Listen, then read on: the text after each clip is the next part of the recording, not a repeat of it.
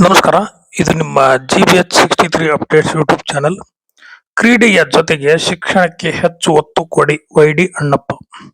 ಹರಪನಹಳ್ಳಿ ತಾಲೂಕಿನ ಅರಸೀಕೆರೆ ಗ್ರಾಮದ ಸ್ನೇಹಜೀವಿ ಕ್ರಿಕೆಟರ್ಸ್ ವತಿಯಿಂದ 15ನೇ ವರ್ಷದ ಸ್ಟ್ಯಾಂಪರ್ ಬಾಲ್ ಕ್ರಿಕೆಟ್ ಟೂರ್ನಮೆಂಟ್ ಕಾರ್ಯಕ್ರಮ ಹಮ್ಮಿಕೊಳ್ಳಲಾಗಿತ್ತು.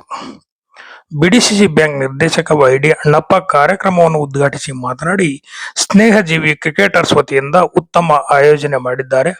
ಆಟ ಆಡಿಸುವುದು ಮುಖ್ಯವಲ್ಲ, ಹೊರಗಿನಿಂದ ಬಂದಂತಹ ಕ್ರೀಡಾಪಟುಗಳಿಗೆ ಸೂಕ್ತ ವ್ಯವಸ್ಥೆ ಮಾಡಿರುವುದು ಖುಷಿಯಾಗಿದೆ. ಗ್ರಾಮದಲ್ಲಿ ಕ್ರಿಕೆಟ್, ಕಬಡ್ಡಿ, ಬ್ಯಾಡ್ಮಿಂಟನ್ ಆಟಗಳ ಟೂರ್ನಮೆಂಟ್ ಆಡಿಸುತ್ತಾ ಬಂದಿದ್ದೇವೆ. ನಮ್ಮ ಗ್ರಾಮದ ವಿದ್ಯಾರ್ಥಿಗಳು ಚೆನ್ನಾಗಿ ಓದಬೇಕಾಗಿದೆ. ಎಲ್ಲಾ ವಸ್ತುಗಳನ್ನು ಕದಿಯಬಹುದು, ಆದರೆ ವಿದ್ಯೆಯನ್ನು ಮಾತ್ರ ಕದಿಯಲು ಸಾಧ್ಯವಿಲ್ಲ. ಶಿಕ್ಷಣಕ್ಕೆ ಹೆಚ್ಚು ಒತ್ತು ಕೊಡಿ. ಇತ್ತೀಚಿನ ದಿನಗಳಲ್ಲಿ ನಾಟಕಗಳು ಮರೆಯಾಗುತ್ತಿವೆ. ನಾಟಕಗಳ ಪ್ರದರ್ಶನ ಹೆಚ್ಚಾಗಬೇಕು. ಎಲ್ಲಾ ಕ್ರೀಡೆಗಳಿಗೂ ಪ್ರೋತ್ಸಾಹ ನೀಡುತ್ತಾ ಬಂದಿದ್ದೇವೆ ಎಂದು ಹೇಳಿದರು. ಬರ್ಕಣದಾಗಲಿ ಅಥವಾ ಓವರ್ ನೋಡ್ಕೊಳ್ಳೋದಾಗಲಿ ಇಂಥವ್ರಿಗೆ ಮಾತ್ರ ನೆರಳಿರ್ತಿತ್ತು. ಆದ್ರೆ ಇವತ್ತು ನೋಡಿದಾಗ ಖುಷಿ ಆಯ್ತು ಬಿಡುವಂತ ನಮ್ಮೂರಾಗ ಬಂದದಕ್ಕೆ. ಇಲ್ಲಿ ಒಂದು 3 ಕಡೆ ಶಾಮಿಯಾನ ಹಾಕಿಸಿ ಎಲ್ಲರಿಗೂ ನೆರಳು ಮಾಡಿರೋದಕ್ಕೆ ನಾನು ಆ್ಯಕ್ಚುಲಿ ಏನು ನಮ್ಮ ಅರಸೀಕೆರೆ ಸ್ನೇಹಜೀವಿ ಕ್ರಿಕೆಟರ್ಸ್ ಅವರಿಗೆ ಧನ್ಯವಾದಗಳನ್ನು ಹೇಳ್ತೇನೆ. ಆಟ ಆಡಿಸೋದು ಮುಖ್ಯ ಅಲ್ಲ, ಈ ರೀತಿ ಎಲ್ಲವನ್ನೂ ಪರಿಗಣಿಸಬೇಕಾಗಿರತಕ್ಕಂಥದ್ದು ಮುಖ್ಯ. ಯಾಕಪ್ಪ ಅಂತಂದ್ರೆ ನಾವು ಆಯೋಜನೆ ಮಾಡಿರ್ತೀವಿ, ನೆರಳಿರಲ್ಲ, ನೀರಿರಲ್ಲ, ಅಥವಾ ಇನ್ನೂ ಸಮಸ್ಯೆಗಳು ಇದ್ದೇ ಇರ್ತವೆ. ಈ ರೀತಿ ಜವಾಬ್ದಾರಿ ತಗೊಂಡು ಮಾಡಿರೋದು ಭಾಳ ಖುಷಿ. ಇದೇ ರೀತಿ ನಮ್ಮ ಗ್ರಾಮದಲ್ಲಿ ಕ್ರಿಕೆಟ್ ಇರ್ಬೋದು, ವಾಲಿಬಾಲ್ ಇರ್ಬೋದು. ಹಿಂದಿನ ಸರಿ ನಮ್ಮ ದಂಡಿದುರ್ಗಮ್ಮ ಜಾತ್ರೆ ಪ್ರಯುಕ್ತ ಕಬಡ್ಡಿಯನ್ನು ಆಟ ಆಡಿಸಿದ್ರು, ಬ್ಯಾಡ್ಮಿಂಟನ್ ಅನ್ನು ಆಡಿಸಿದ್ರು ನಮ್ಮ ಕುಲಶಾಂತೇಶ್ವರ ಮಠದಲ್ಲಿ. ಈ ರೀತಿ ಇನ್ನೂ ಹೆಚ್ಚೆಚ್ಚು ಸ್ಪೋರ್ಟ್ಸ್ಗಳನ್ನು ನಮ್ಮ ಗ್ರಾಮಗಳಲ್ಲಿ ಆಡಿಸ್ಲಿ ಅಂತ ಹೇಳ್ತೇನೆ. ಇನ್ನೂ ಹೆಚ್ಚೆಚ್ಚಾಗಿ ಸ್ಪೋರ್ಟ್ಸ್ಗಳನ್ನು ಆಡಲಿ, ಇನ್ನೂ ನಾಟಕಗಳನ್ನು ಕಲಿಯನ್ರಿ ಅಂತ ಹೇಳಿ ಇನ್ನೂ ನಮ್ಮ ಭಾಗದ ಎಲ್ಲ ಯುವಕರಿಗೆ ಒಂದು ಒಳ್ಳೆಯ ಸ್ಪೋರ್ಟ್ಸಲ್ಲಿ ಗೆದ್ದು ಬರಲಿ ಅಂತೇಳಿ ನಾನು ಆಶಿಸುತ್ತಾ, ನನಗೆ ಮಾತಾಡೋಕ್ಕೆ ಅವಕಾಶ ಮಾಡಿಕೊಡಂತ ಎಲ್ಲರಿಗೂ ಅನಿಸಿ ನಾನು 2 ಮಾತು ಮುಗಿಸ್ತೇನೆ. ಜೈ ಹಿಂದ್, ಜೈ. ಪಾಟೀಲ್ ಅಗ್ರೋ ಏಜೆನ್ಸಿ ಮಾಲೀಕರಾದ ಪ್ರಶಾಂತ್ ಪಾಟೀಲ್ ಮಾತನಾಡಿ, ನಾನು ಚಿಕ್ಕವನಿದ್ದಾಗಿನಿಂದಲೂ ಕ್ರಿಕೆಟ್ ಕ್ಯಾಪ್ಟನ್ ಆಗಿ ಸ್ನೇಹಜೀವಿ ಕ್ರಿಕೆಟರ್ಸ್ ವತಿಯಿಂದ ಆಟ ಆಡುತ್ತಾ ಬಂದಿದ್ದೇನೆ. ಶಿವರಾತ್ರಿ ಹಬ್ಬದ ಪ್ರಯುಕ್ತ ಪಂದ್ಯಾವಳಿಗಳನ್ನು ನಡೆಸುತ್ತಿದ್ದೇವೆ. ಕ್ರಿಕೆಟ್ ಅನ್ನುವುದು ಒಂದು ದೊಡ್ಡ ಮರವಿದ್ದ ಹಾಗೆ, ಹೊಸ ಪ್ರತಿಭೆಗಳು ಬೆಳೆಯಬೇಕು. ಗ್ರಾಮೀಣ ಭಾಗದ ಕ್ರೀಡಾಪಟುವಾದ ವೈಭವ ವಂಶಿ ಮಿಷನ್ ತರ ಆಡುತ್ತಿದ್ದಾನೆ. ಇವನು ಹಳ್ಳಿಯಲ್ಲಿ ಹುಟ್ಟಿ ಪ್ರತಿಭೆಯನ್ನು ಹೊರ ಹಾಕಿದ್ದಾನೆ. ನಮ್ಮ ಹಳ್ಳಿಯ ಕ್ರೀಡಾಪಟುಗಳು ಉತ್ತಮ ಮಟ್ಟಕ್ಕೆ ಹೋಗಬೇಕು. ಮುಂದಿನ ದಿನಗಳಲ್ಲಿ ವೈಡಿ ಅಣ್ಣಪ್ಪನವರು ಶಾಸಕರಾಗಿ ಗೆದ್ದರೆ ಈ ಊರಿಗೆ ಸ್ಟೇಡಿಯಂ ನಿರ್ಮಿಸಿ ಕೊಡಲಿ.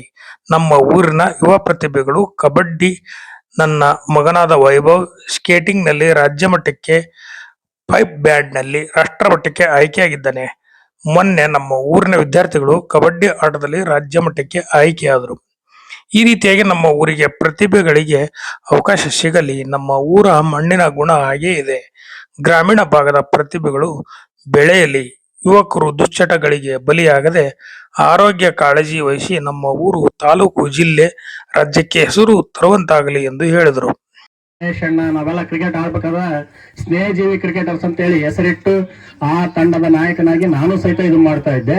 ಇವತ್ತು ಇದನ್ನ ನೆನಪು ಮಾಡ್ಲಿಕ್ಕಾಗಿನ ಈ ಒಂದು ಕ್ರಿಕೆಟರ್ ನಮ್ಮ ಹಳೆ ಒಂದು ಆಟಗಾರಿಗೆ ಸನ್ಮಾನ ಕಾರ್ಯಕ್ರಮ ಮತ್ತು ಒಂದು ಶಿವರಾತ್ರಿ ದಿನ ಕ್ರಿಕೆಟ್ ಟೂರ್ನಮೆಂಟ್ ಮಾಡ್ತೀವಿ ಅಂತ ಹೇಳಿ ಬಂದಿದ್ರು. ಕ್ರಿಕೆಟ್ ಅನ್ನೋದು ಒಂದು ದೊಡ್ಡ ಮೊದಲಿದ್ದ ಇದೆ. ಹೊಸ ಪ್ರತಿಭೆಗಳು ಇವತ್ತು ವೈಭವ ಆಟಗಳು ಹುಟ್ಟಿರೋದು ಇಂಥ ಹಳ್ಳಿಗಳಲ್ಲಿ.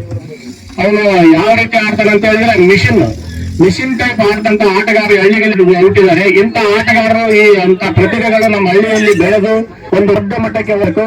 ಮುಂದಿನ ದಿನಮಾನಗಳಲ್ಲಿ ನಮ್ಮ ಅಣ್ಣಪ್ಪ ಏನಾದ್ರು MLA ಆಗಿ ಒಂದು ಬಂದ್ರೆ ನಮ್ಮ ಊರಿಗೆ ಒಂದು ಸ್ಟೇಡಿಯಂ ಅನ್ನ ಮಾಡಿಸ್ಬೇಕಂದ್ರೆ ನಮ್ಮೆಲ್ಲ ಯುವ ಪ್ರತಿಭೆಗಳು ಎಂತೆಂದ್ರೆ ನಮ್ಮ ಅರಸೀಕೆರೆ ಮೊನ್ನೆ ಆತರ ಏನೋ ಅನಿಸುತ್ತೆ. ಯಾಕಂದ್ರೆ ಮೊನ್ನೆ ಕಬಡ್ಡಿಯಲ್ಲಿ ರಾಜ್ಯ ಮಟ್ಟಕ್ಕೆ ನಮ್ಮ ಊರಿನ ಪ್ರತಿಭೆಗಳು ಆಯ್ಕೆ ಆದ್ರು. ಅದು ಒಂದು ನಮಗೆ ಹೆಮ್ಮೆಯ ವಿಚಾರ. ಅದು ಆದ್ಮೇಲೆ ನನ್ನ ಮಗ ಸ್ಕೇಟಿಂಗ್ ಅಲ್ಲಿ ಸ್ಟೇಟ್ ಲೆವೆಲ್ ಸಹಿತ ಇದಾಗ, ಆಮೇಲೆ ಪೈಪ್ ಬ್ಯಾಂಡ್ ನಲ್ಲಿ ನ್ಯಾಷನಲ್ ಲೆವೆಲ್ ಸೆಲೆಕ್ಟ್ ಆದ. ಈ ಒಂದು ಮಣ್ಣಿನ ಪ್ರತಿಭೆ ಹಂಗಿದೆ, ಆದ್ರೆ ಅವ್ರಿಗೆ ಅವಕಾಶ ಸಿಗ್ತಾ ಇಲ್ಲ. ಅಂತ ಅವಕಾಶಗಳನ್ನ ನಮ್ಮ ಅಣ್ಣಪ್ಪನಂತ ಯುವ ರಾಜಕಾರಣ ಈ ಮುಂದಿನ ದಿನಮಾನಗಳಲ್ಲಿ ಅವರಿಗೆ ಅವಕಾಶ ಮಾಡಿಕೊಡ್ಬೇಕು. ಅವ್ರನ್ನ ಈ ಕುಸ್ತಿಯಲ್ಲಿ ಮೊನ್ನೆ ಮಾರುತಿ ಬೆಳಿಗರಿಯನ್ನು ಗೆದ್ದ, ಆಮೇಲೆ ರಾಜ್ಯ ಮಟ್ಟಕ್ಕೆ ಆಯ್ಕೆ ಆಗಿರ್ತಕ್ಕಂಥ ಕೆಲವೊಂದು ಅನೇಕ ಉದಾಹರಣೆಗಳಿವೆ. ಇಂತಹ ಪ್ರತಿಭೆಗಳನ್ನ ಬೆಳೆಸಲಿಕ್ಕೆ ನಮ್ಮೂರು ಒಂಥರ ನಮ್ಮೂರಿನ ಮಣ್ಣಿನ ಆ ತರ ಇದೆ ಅನ್ನೋ ಅನಿಸುತ್ತೆ. ಹಂಗಾಗಿ ಅಂತ ಮುಂದಿನ ಪ್ರತಿಭೆಗಳನ್ನ ಬೆಳೆಸೋದು ಮತ್ತು ಉಳಿಸೋದು ನಮ್ಮಂತ ಯುವಕರ ಕೈಯಲ್ಲಿದೆ. ನೀವು ಸಹಿತ ಕಷ್ಟಪಟ್ಟು ಹೋದ್ರಿ, ಯಾವುದೇ ಚಟಗಳಿಗೆ ಬಲಿಯಾಗದೆ, ಕುಡಿತ, ಇನ್ನು ಗುಟಕ ಇವುಗಳಿಗೆ ದಾಸರಾಗದೆ ನಿಮ್ಮ ಆರೋಗ್ಯವನ್ನು ಸಹಿತ ಒಳ್ಳೆಯದಾಗಿ ಇಟ್ಟುಕೊಂಡು ಮುಂದಿನ ದಿನಮಾನಗಳಲ್ಲಿ ಊರಿನ, ಈ ನಾಡಿನ, ಈ ದೇಶದ ಕೀರ್ತಿಯನ್ನು ತರ್ರಿ ಅಂತ ಹೇಳ್ತಾ ನಮ್ಮನ್ನ ಕರೆಸಿ ಇಲ್ಲಿ ಸನ್ಮಾನಿಸಿದ ನಮ್ಮೆಲ್ಲ ಅರಸೀಕೆರೆಯ ಕ್ರಿಕೆಟರ್ಸ್ ಆದಂತ ಸ್ನೇಹಜೀವಿ ಕ್ರಿಕೆಟರ್ಸ್ಗೆ ಹೃದಯಪೂರ್ವಕ ಅಭಿನಂದನೆಗಳನ್ನು ತಿಳಿಸುತ್ತಾ ನನ್ನ ಮಾತು ಮುಗಿಸ್ತೇನೆ. ಈ ಕ್ರಿಕೆಟ್ ಟೂರ್ನಮೆಂಟ್ ನಲ್ಲಿ 18 ತಂಡಗಳು ಭಾಗವಹಿಸಿದ್ದವು.